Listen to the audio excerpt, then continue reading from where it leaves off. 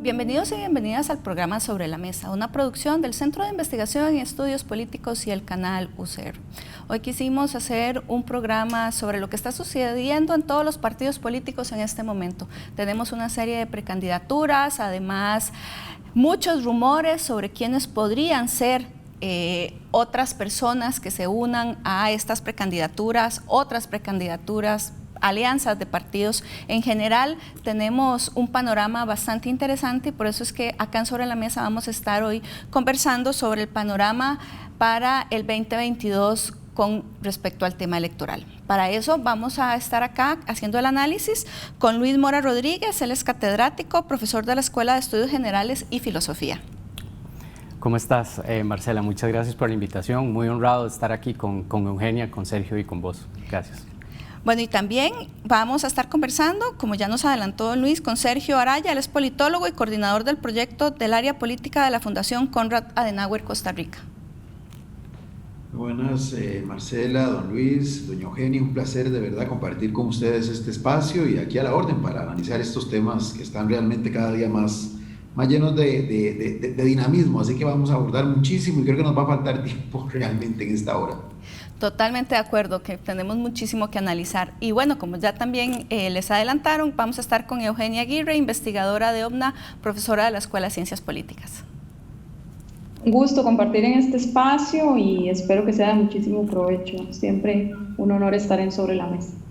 Bueno, y para empezar, vamos a ver una cápsula que plantea algunos extractos de lo que ha pasado en los últimos días.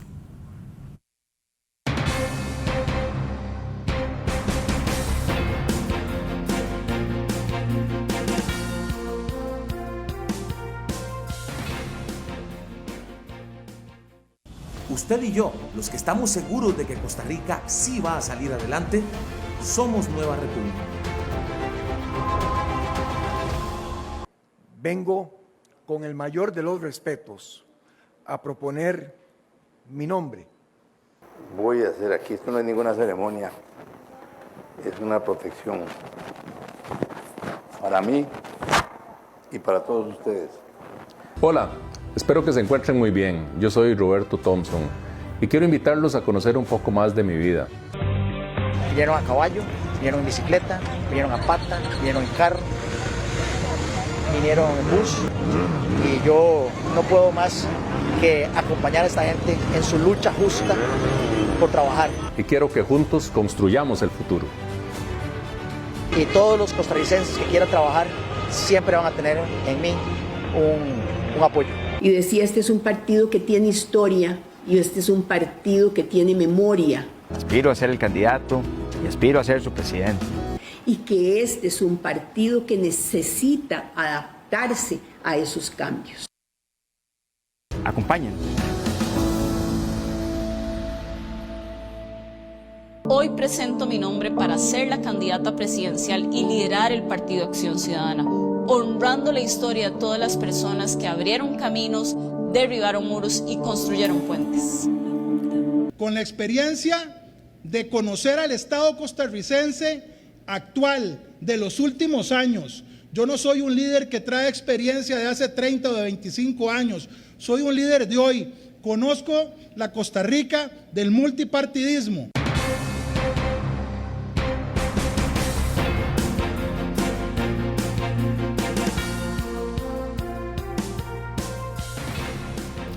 Eugenia, como se puede ver en la cápsula, tenemos una cantidad importante de candidaturas. Es una oferta que es realmente variada y podríamos plantear que algún partido o algún candidato en este momento realmente se está diferenciando. Bueno, muy buena pregunta para dar inicio a esta conversación después de la cápsula. Desde el Observatorio de la Política Nacional, en el próximo informe que será publicado esta semana y que aprovecho de una vez a invitarlos a revisar, le estamos llamando a esta parte del primer trimestre del año la presentación de la epidemia de candidaturas. Efectivamente, tenemos un número importantísimo de candidaturas en cada uno de los partidos políticos interesados, personas que ya confirmaron sus aspiraciones y otras que todavía coquetean con la idea.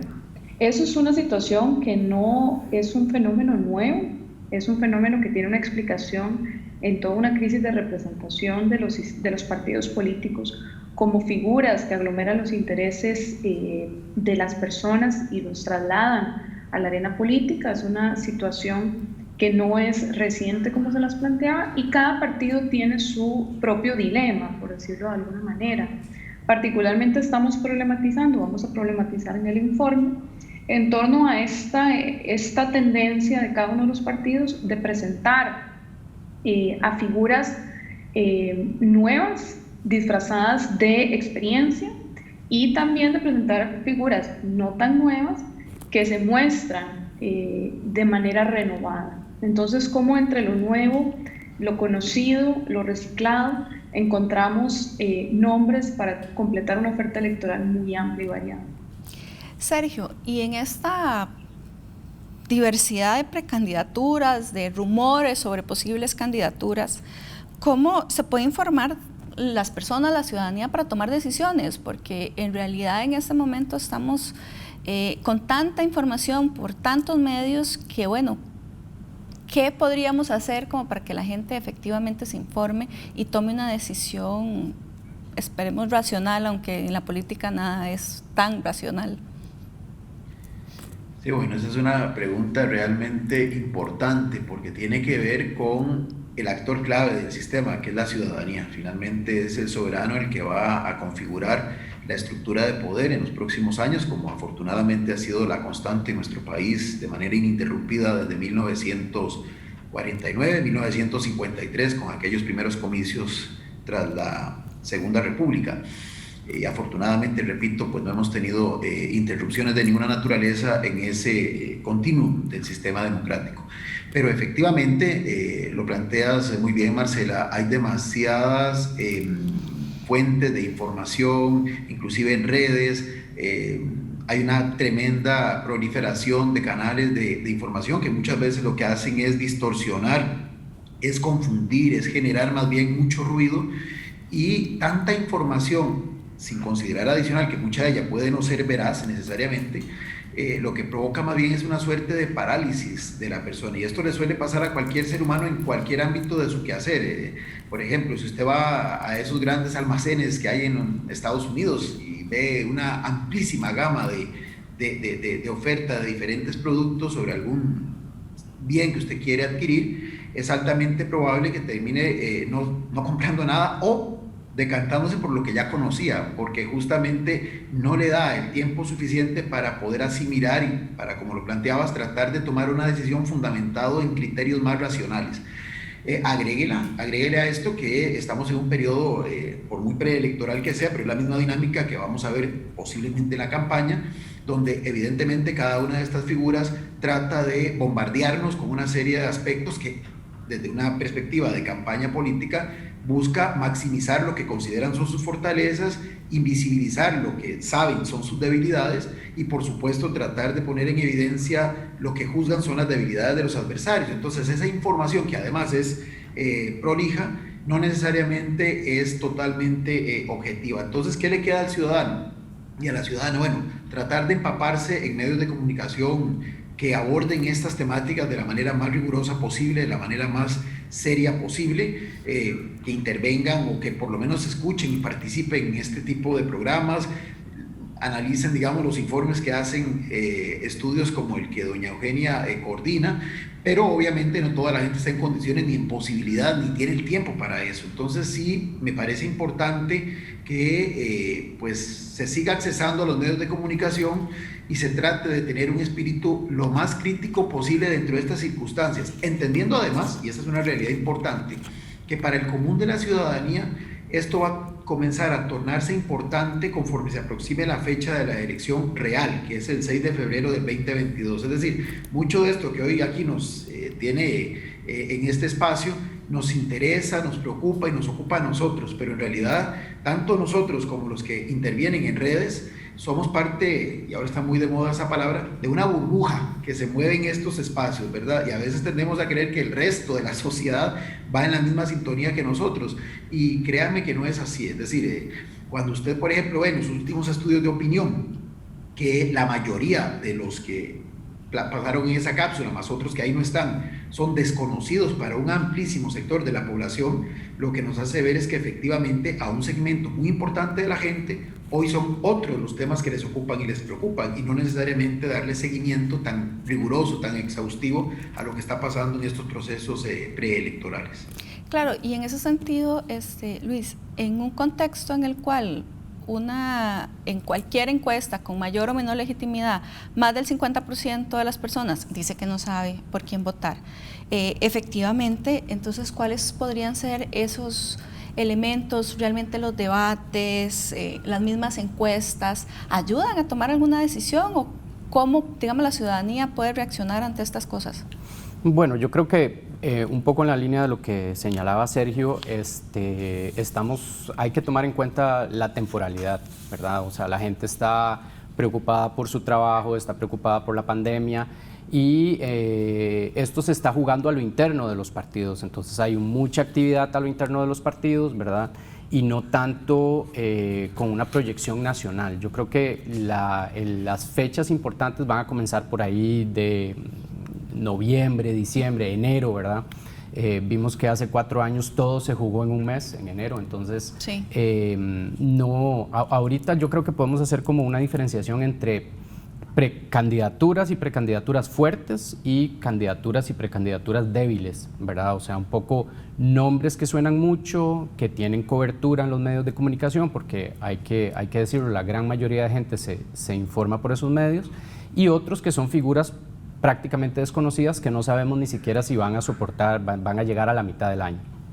O precandidaturas que dan adhesiones que no sabíamos que eran precandidaturas, que también son un poco extrañas. Tal vez entrando en materia, Luis, continuando con usted, vemos el Partido Liberación Nacional, ¿verdad?, que en este momento está conviviendo con varios escándalos, ¿verdad?, y al mismo tiempo 5 candidaturas, ¿verdad? ¿Cómo se vislumbra, digamos, esta convención en Liberación, ¿verdad?, que al día de hoy, por lo menos, parece que va a ser abierta, ¿verdad?, y todas las... Bueno, no, quedémonos aquí y lo otro lo podemos ver ahorita, pero efectivamente con una convención abierta, ¿qué podría pasar? Bueno, vamos a ver, creo que ahí se pueden definir líneas claras, tradicionales, ¿verdad?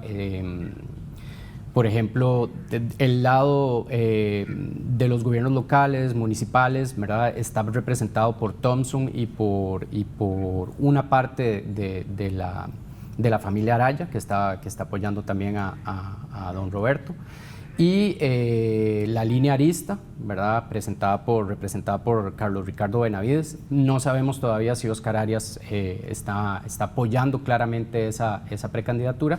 Y claro, digamos, yo creo que la persona a la que hay que detener o alrededor de la cual se mueven más inquietudes es sin duda alguna José María Figueres, puesto que logra atraer a su candidatura una Costa Rica que se mueve un poco hacia el futuro, ¿verdad?, con ese discurso de progreso, de renovación, etcétera, etcétera, y también mucha raíz local, ¿verdad? O sea, José María Figueres tiene también mucho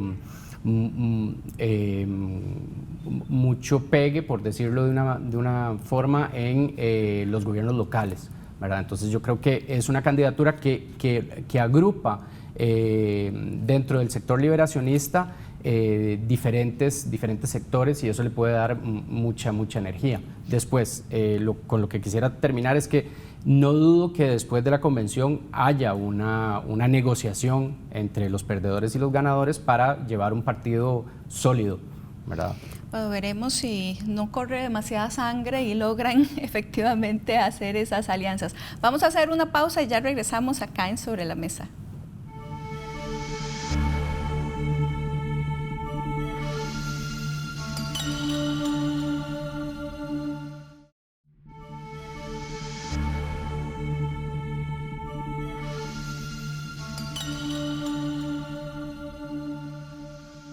Continuamos acá en Sobre la Mesa analizando todas las precandidaturas electorales en este momento. Eugenia, antes de ir a una pausa estábamos precisamente hablando con Luis sobre el Partido Liberación Nacional y efectivamente se han empezado a dar más o menos alianzas con algunos precandidatos. ¿Todas esas alianzas suman votos o algunas más bien podrían restarles? Bueno, sobre este tema hay muchísimo que analizar y es muy pronto, creo yo, para decir qué suma cada alianza. En definitiva, creo que hay 4 elementos que una alianza puede sumarle al candidato al que se suma un grupo. En este caso se planteaba desde la perspectiva de las alianzas de José María Figueres. Los aportes creo que pueden ser, y los más importantes pueden ser en la línea de la estructura partidaria, ¿verdad? Recordemos que los partidos tradicionales en este país tienen bases comunitarias muy fuertes que se han ido debilitando, pero que siguen siendo relevantes en los procesos internos. Tiene también la alianza que hacer un análisis desde la perspectiva de los recursos económicos, si estas alianzas van a significar el traslado de recursos y el apoyo con recursos económicos a las campañas, que no dejan de ser procesos costosos, pese a que ahora sean más digitales. Y creo que muchísimo también tiene que ver con el apoyo y la suma de apoyos reputacionales, de la suma a la reputación. Creo que en la lógica de cómo se han planteado las alianzas hasta este momento, hay un afán de demostrar un sentimiento de unidad, ¿verdad? Que particularmente en el Partido de Liberación Nacional es un tema muy complejo de manejar, dado los últimos procesos y los últimos resultados electorales, pero sí tal vez para inclinarnos a pensar qué significó cada alianza, será importante analizar con mucho cuidado los estudios de opinión pública al respecto. Sergio, y continuando ahora más bien con Nueva República, pareciera que Fabricio Alvarado va a ser el candidato a la presidencia y que además en este momento es como el candidato que tiene como más adhesiones, ¿verdad? Pero bueno, es muy temprano para plantearlo. ¿Es posible que surja alguna candidatura en estos días en Nueva República? ¿Será Fabricio el candidato favorito? Bueno, si me apoyo en lo que públicamente han señalado sus propios cuadros, pareciera que no va a haber ninguna sorpresa, porque lo has planteado muy bien. Más allá de que, coincido, son cifras realmente todavía muy preliminares y estamos apenas en la fase de tanteo, por decirlo así, de este gran partido que culminará inicialmente el 6 de febrero del 2022, pero probablemente en abril de ese mismo año. Estamos apenas en una fase muy preliminar y, por supuesto, Fabricio de alguna forma cosecha en estos estudios que han estado catapultándolo, pues el haber sido, digamos, el candidato sorpresa de hace 4 años, el haberse logrado mantener vigente a pesar de que no ha tenido la vitrina de la curul legislativa que sí tuvo en la ocasión anterior, pero todo este proceso que lo llevó a separarse de Restauración Nacional y a crear el partido que hoy se llama Nueva República, pues le ha permitido mantener esa vigencia en el ojo de algún sector de la ciudadanía y por eso, pues, digamos, arranca con un pequeño, por decirlo así, respaldo que tampoco es certero porque habrá que ver ya con base en cómo funciona hoy el electorado costarricense, cuántos de estos que hoy se dicen proclives a respaldarlo terminan genuinamente haciéndolo o se cambian de criterio conforme pase el proceso y se vaya calentando, como decía Luis, a partir del mes de octubre, de noviembre. Pero en la pregunta concreta no parece que vayan a haber sorpresas y más bien, y lo ha dicho él, así que es una situación totalmente ya clara, que aspirará a la doble postulación, es decir, lo tendremos como candidato a la presidencia de su agrupación y además posiblemente liderando la papeleta de candidatos a diputados de la provincia de San José, toda vez que, entiendo, está domiciliado electoralmente en Desamparados. cosa que para algunos podría ser signo de una lectura más clara de cuáles son sus probabilidades más efectivas en este proceso, pero que bueno, me parece, digamos, un ejercicio de realismo político, porque además de que la imagen que aquí se va a explotar es la de él, porque inclusive en el último estudio que saca Borges Asociados, por ejemplo, está clarísimo que es él el que tiene, digamos, ese caudal pequeño, insisto, pero superior al de otros en este momento, pero cuando se pregunta por el nivel de adherencia hacia su partido, prácticamente pasa a un número que está dentro del margen de error de la misma encuesta. Entonces es evidente que es Fabricio Alvarado en este momento la figura en torno a la cual se articula el partido, y por eso inclusive parece lógico, y es la historia de los partidos nuevos, que tienen que estar articulados alrededor de una figura de peso, que es la que le da robustez y es la que eventualmente puede permitir que esa institución incipiente se vaya consolidando. Y Luis, si uno se pone a pensar en eso que estaba diciendo ahorita Sergio, que hay una separación y la gente no está tan clara con respecto al tema de los partidos, esta separación de Restauración Nacional le podrá costar a Fabricio fuerza, y bueno, y aunado a esto tenemos que la Alianza Evangélica ya indicó que no se va a involucrar en las elecciones nacionales, ¿verdad? Porque es un mensaje, digamos, más claro en el sentido de que no quieres, digamos, estar inmerso en diferentes conflictos que se les generaron por las elecciones pasadas. Sí, yo creo que el grupo de Fabricio Alvarado, porque podemos decir que es un grupo, está apostando a largo plazo. La ruptura con Restauración tiene que haberles quitado muchísimo financiamiento, muchísimo acceso a recursos, porque en realidad la pelea fue alrededor de los recursos.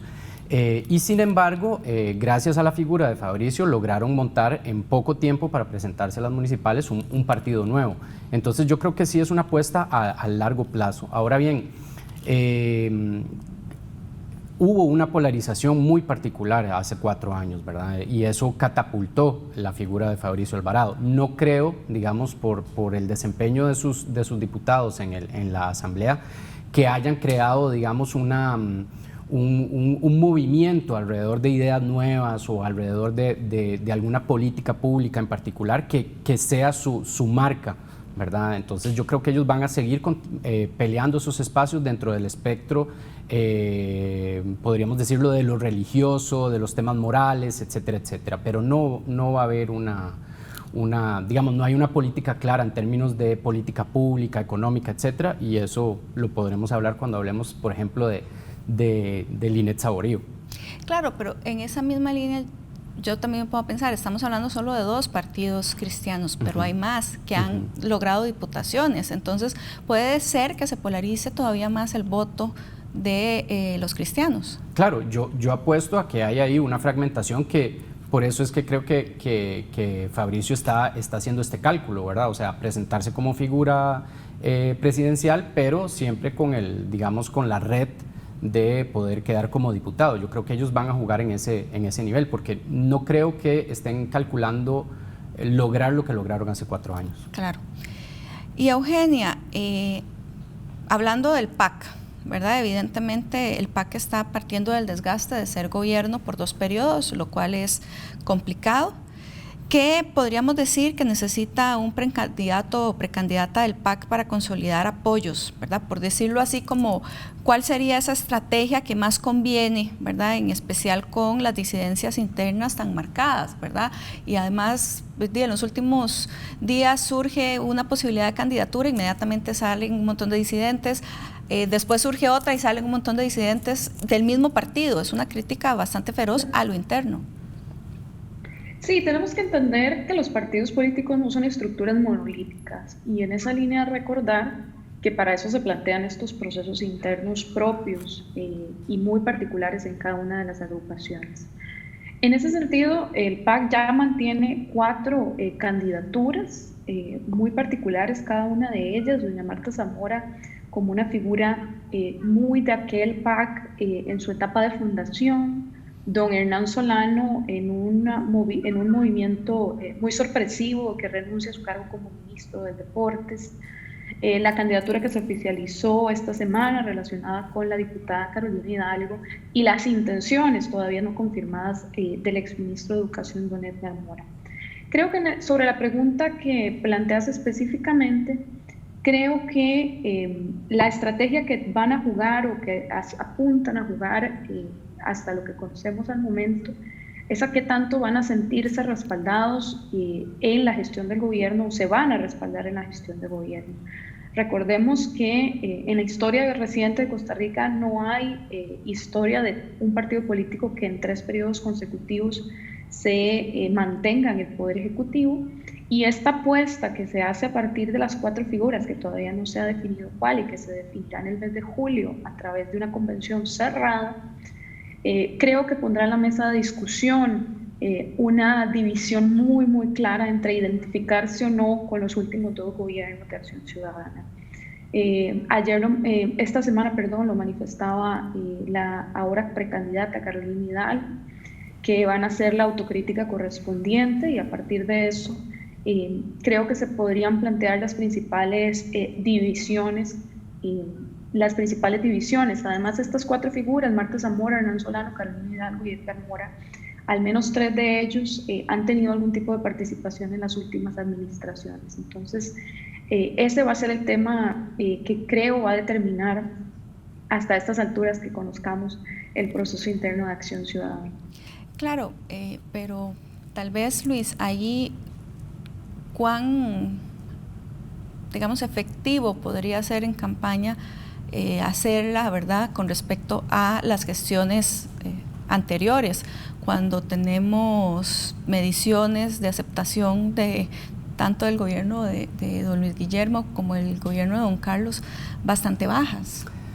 Sí, sin embargo, yo creo que el PAC es como un cascarón, es decir, es un cascarón un poco vacío donde hay movimientos que logran posicionarse, por ejemplo, ganar la convención interna, ¿verdad?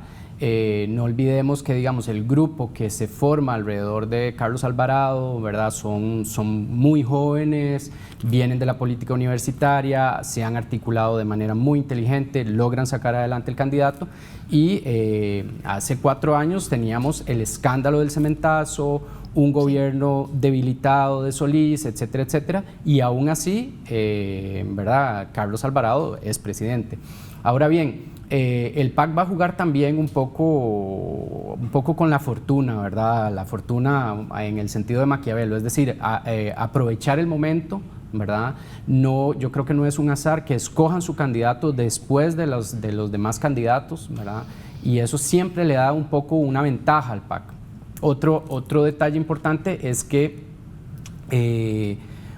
o sea, es muy probable que la elección se juegue en una segunda ronda y que el peso de la GAM sea muy fuerte, y sabemos que el PAC, pase lo que pase, es siempre fuerte en las provincias centrales, ¿verdad? Entonces, yo no lo descartaría como un jugador de peso, ¿verdad? Claro, no, y además en este momento, como están las mediciones, es imposible, digamos, descartar casi que a cualquiera. Vamos a ir a una pausa y ya regresamos acá en Sobre la Mesa analizando las diferentes precandidaturas de cara a las elecciones del 22.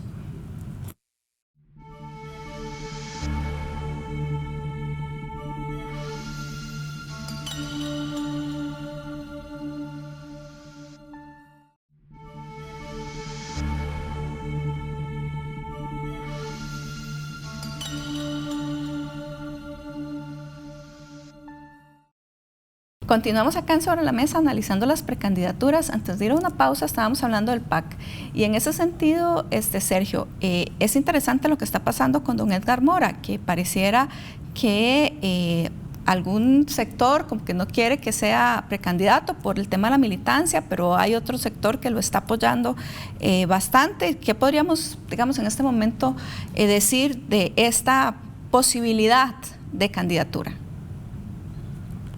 Es un reflejo de esas luchas internas, de esas, disputas de poder que se dan en este y en cualquier otro partido, pero específicamente estamos hablando del PAC, donde es evidente que hay un sector que considera que la oferta que ya está sobre la mesa o que suena, podría estar, no satisface, no llena sus expectativas, y han estimado oportuno entonces traerse, digamos, a un elemento externo al partido que de alguna forma es interesante porque en su corto paso por el Ministerio de Educación generó, digamos, reacciones diversas. Tanto hubo sectores que lo apoyaron, que creyeron que era muy importante toda esa innovación que pretendía hacer en el ministerio, lo veían como una figura disruptiva, pero por el otro lado también creó resistencias importantes, inclusive del propio gremio sindical, que sabemos es uno de los más poderosos, el del gremio de educación pública.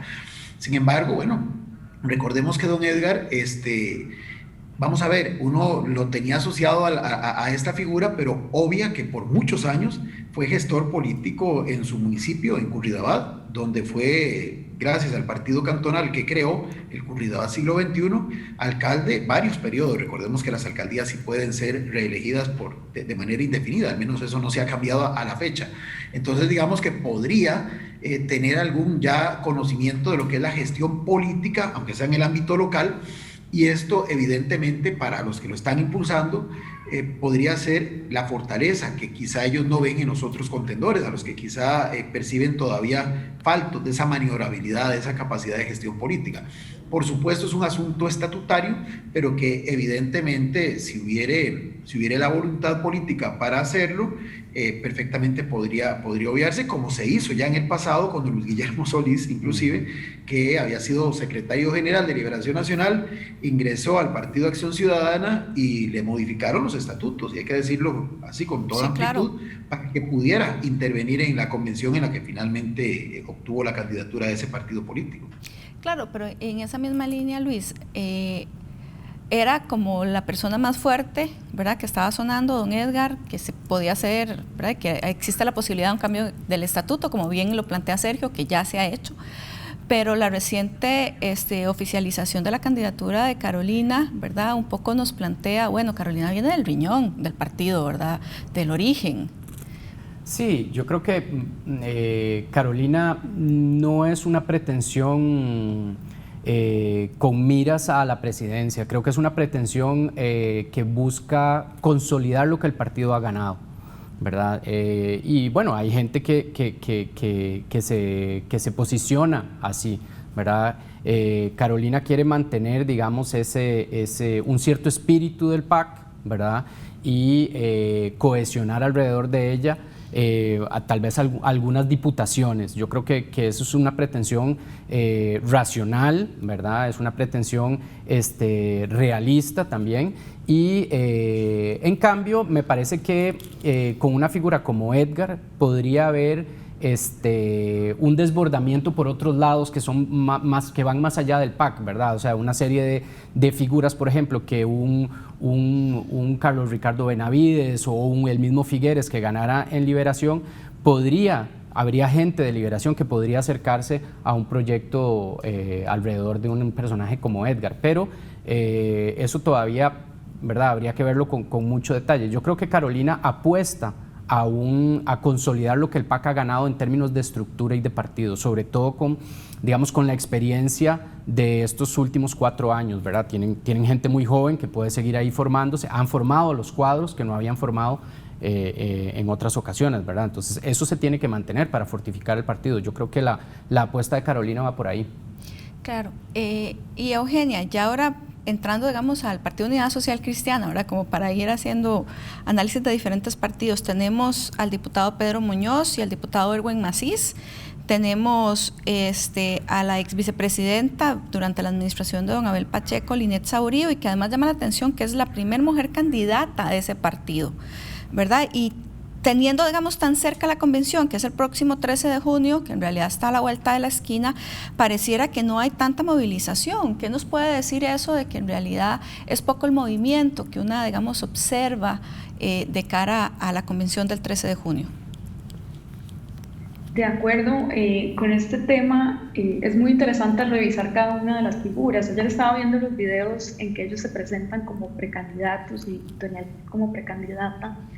Y es muy interesante cómo moldean su personaje, su figura o su perfil según una serie de necesidades que el partido puede presentar ya una vez en convención en procesos nacionales. Don Erwin Masí se está presentando a la mesa como la generación de renovación y está apelando también a su conocimiento de base de la política local. Eso lo vemos en varios partidos políticos.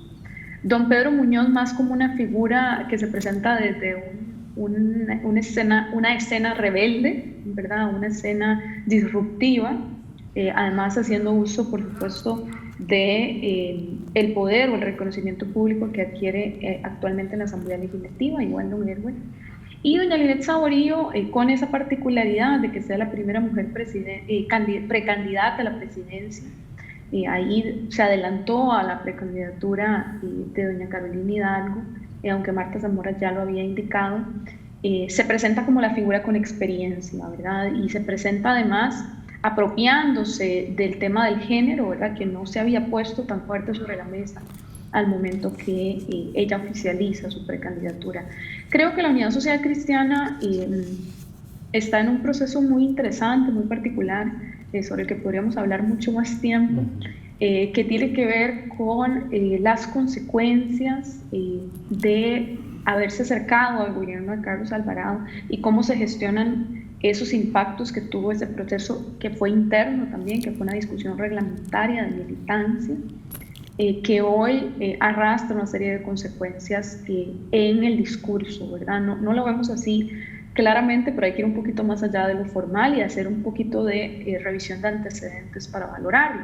Y también la disyuntiva respecto a la participación de Rodolfo Pisa. Vamos a ver, don Rodolfo Pisa pudo haber participado en el gobierno de don Carlos Alvarado, pudo haberse retirado del país a trabajar en la OEA, pero no deja de ser un personaje referente dentro del partido en el que él ha estado en su vida política, ¿verdad? Entonces, esta incertidumbre respecto a qué rol va a venir a jugar Rodolfo Pisa, si se va a sumar a algún precandidato, si definitivamente va a mantenerse fuera, si va a buscar otras trincheras, creo que pone al Partido Unidad Social Cristiana en una serie de planteamientos muy interesantes y a los que creo que hay que darle seguimiento muy de cerca, dado que recordemos que en la última campaña nacional crecieron como fuerza política en términos de conseguir adeptos hacia sus filas, ¿verdad? Entonces no hay que perder de vista las decisiones que al interno el PUSC vaya tomando y particularmente cómo se dirimen estos dos temas de fondo, ¿verdad?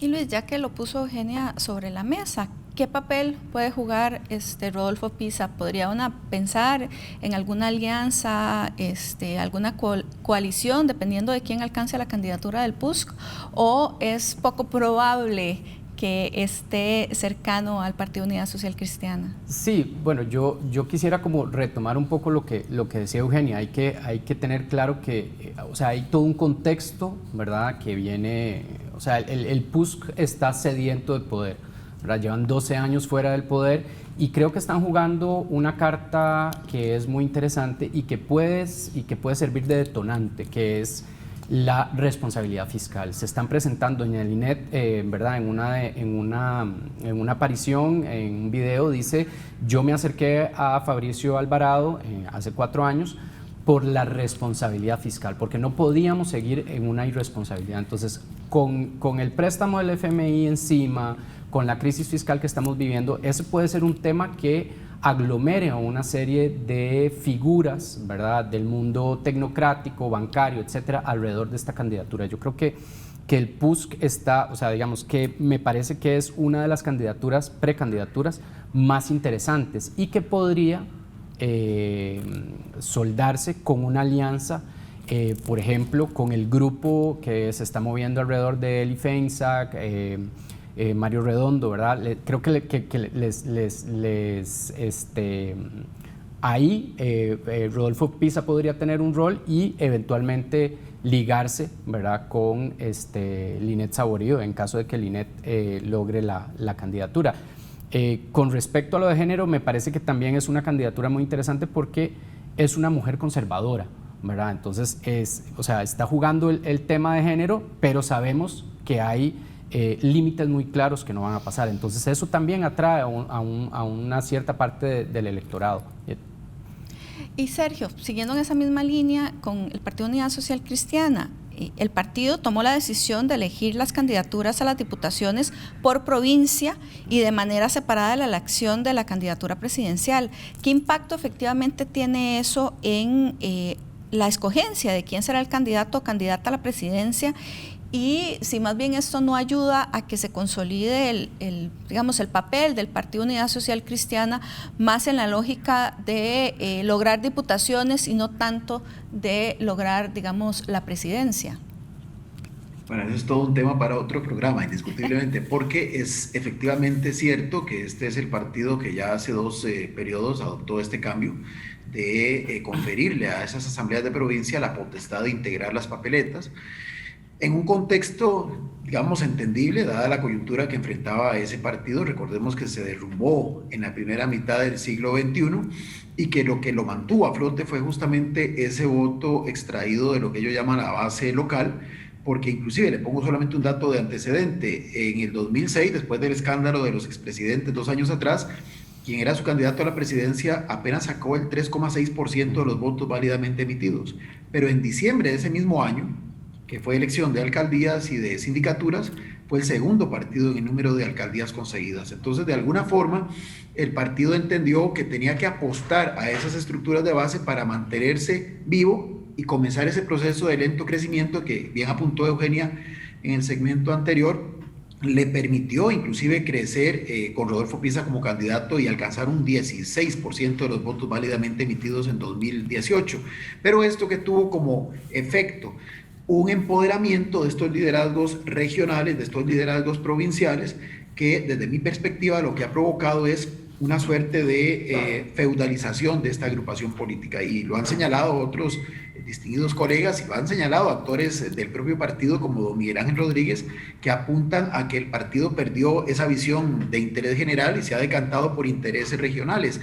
En algún momento, recordemos, don Rodolfo Hernández renunció a la candidatura aduciendo justamente que no tenía capacidad de armonizar y de controlar justamente la estructura de campaña que estaba conformada por él y por los que aspiraban desde las distintas provincias a ser diputados. Entonces, es un tema complejo porque pareciera que mientras se siga manteniendo esta fórmula, no hay certeza, sea quien fuere el que gane la convención del 13 de junio, que va a tener el liderazgo requerido para articular a esos liderazgos regionales que evidentemente construyen su posibilidad de éxito electoral con base en sus propios recursos, con base en su propio liderazgo y no necesariamente articulados a ese liderazgo nacional. Entonces, el gran desafío que tiene la Unidad Social Cristiana... Sergio, tenemos que hacer un corte. A la vuelta, precisamente, regresamos con esto del gran desafío que tiene el Partido Unidad Social Cristiana. Estamos acá en Sobre la Mesa, vamos a una pausa y ya regresamos.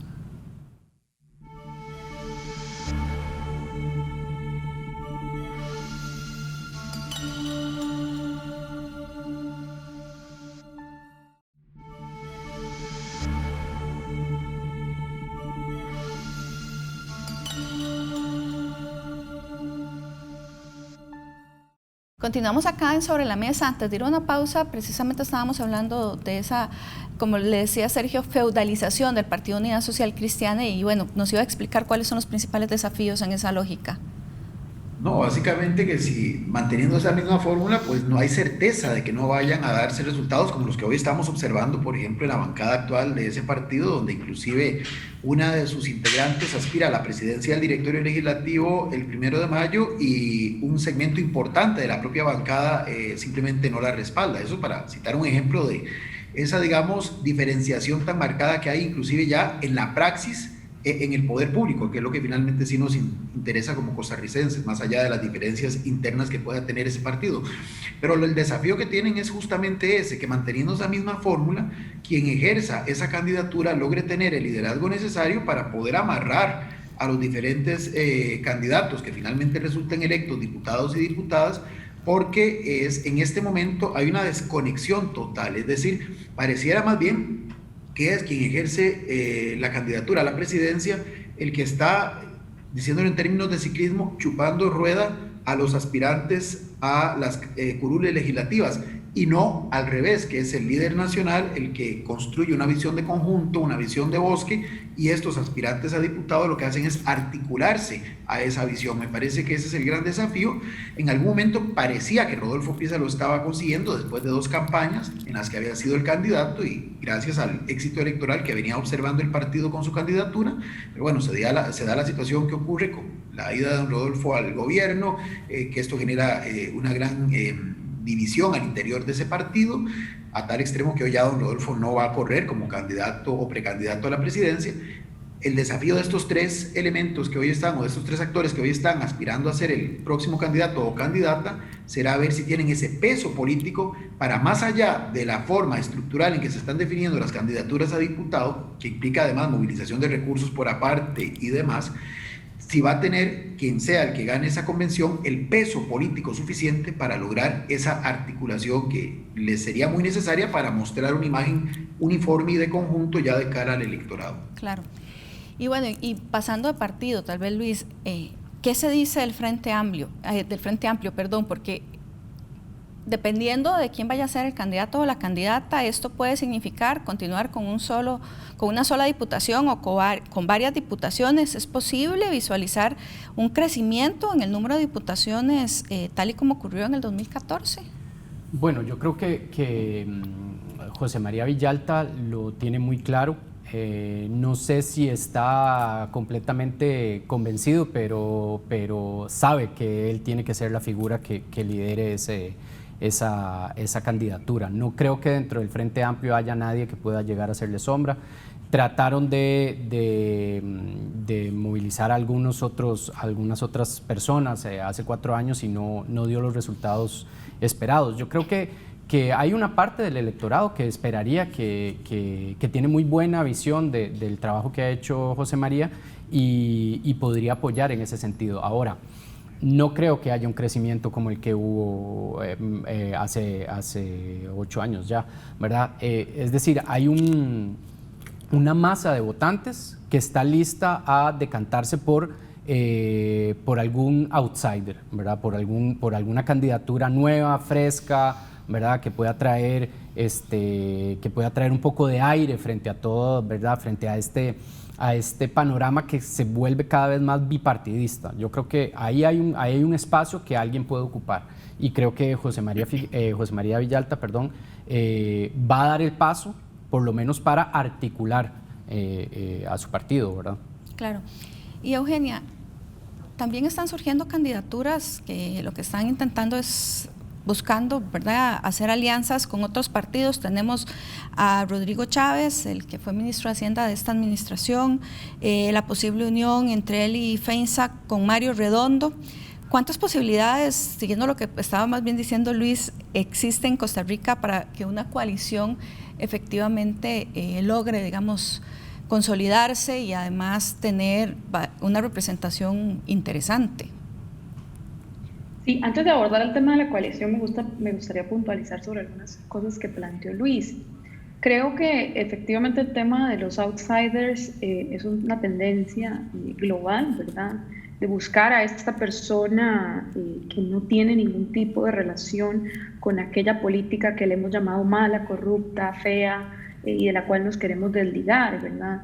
Sin embargo, hay que tener muchísimo cuidado de cuando las personas utilizan este discurso outsider, pero que realmente de outsider no tienen nada. Outsider es una persona que viene de otros sectores sociales, no necesariamente de base política, y que utilizan una estructura partidaria para acercarse a los puestos de elección popular. En ese sentido, creo que quien más se aproxima a esa lógica hasta la oferta que tenemos el día de hoy es don Rodrigo Chávez, ¿verdad? Que recordemos que fue ministro de Hacienda menos de un año, pero que ya esto podemos debatirlo con mucho cuidado, inclusive hasta conceptual y teórico.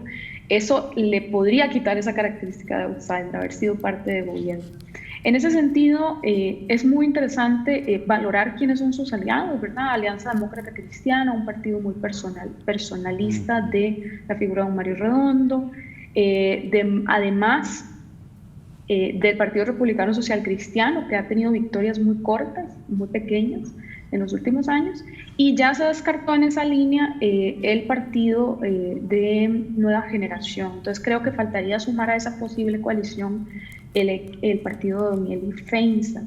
Es muy interesante porque las coaliciones nos plantean la necesidad de negociar los elementos sobre los cuales vamos a fundamentar esta alianza. Sin embargo, alguien tiene que ir a la cabeza, y en ese sentido la dificultad en torno a estos partidos que han hecho de su bandera la persona, o sea, hablo del caso muy concreto de don Mario Redondo y de don Sergio Mena, por ejemplo, dificultan la posibilidad de tejer alianzas sólidas y que se sostengan en el largo plazo. Esto es un tema complejo, hay colegas que se especializan en el análisis de coaliciones y alianzas, pero hasta los elementos que yo puedo valorar el día de hoy, creo que el tema fundamental y la dificultad fundamental que tiene esta posible coalición es que está fundamentada en partidos que han servido de bandera a personas y no necesariamente a idearios o a estructuras de base partidaria. Eso puede complicar muchísimo la negociación, pero sí es un fenómeno al que hay que observar, pero muy de la mano también con el calendario electoral, ¿verdad? Que nos da unas fechas límite y unas reglas muy específicas de cómo se conforman las coaliciones. Y Eugenia, también cómo puede o cómo está afectando la agenda en la Asamblea Legislativa. Tenemos varias precandidaturas que son diputados y diputadas de la República y bueno, tenemos un acuerdo, ¿verdad?, pendiente con el Fondo Monetario Internacional. Eso es complejo, tal vez como para poder cerrar el programa. Sí, muy importante las puertas del próximo 1 de mayo que todavía está en cuestionamiento si se va a poder convocar. Si se va a poder realizar, convocado está constitucionalmente. Considero que son 5, si mal no recuerdo, son 5 precandidaturas inscritas que conviven en la Asamblea Legislativa. Creo que va a haber un debate importante sobre cuándo es el momento que cada una de estas precandidaturas abandone su función legislativa. Esto creo que lo sabremos después del 13 de junio, ¿verdad? Por lo menos en las filas de la Unidad y de Liberación Nacional.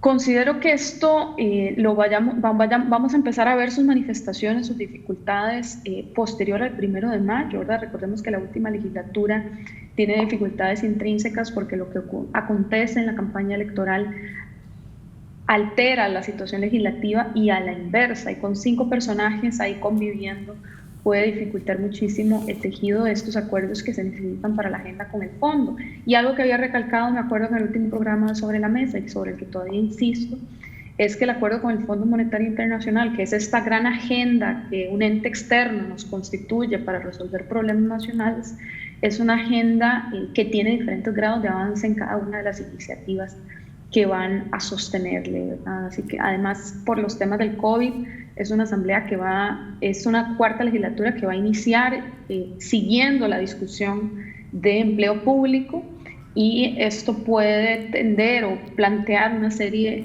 de problemas de partida, ¿verdad? Esta renovación, claro. Entre comillas siempre, ¿verdad? Pues ya es el 4º año. Pero sí, muy atentos y atentas a lo que pasa en torno a la elección del directorio legislativo. Bueno, muchísimas gracias Eugenia, Luis y Sergio por estar acá en Sobre la Mesa. Esto es apenas una pincelada de lo que está pasando, de lo que va a seguir, ¿verdad?, aconteciendo en los próximos días.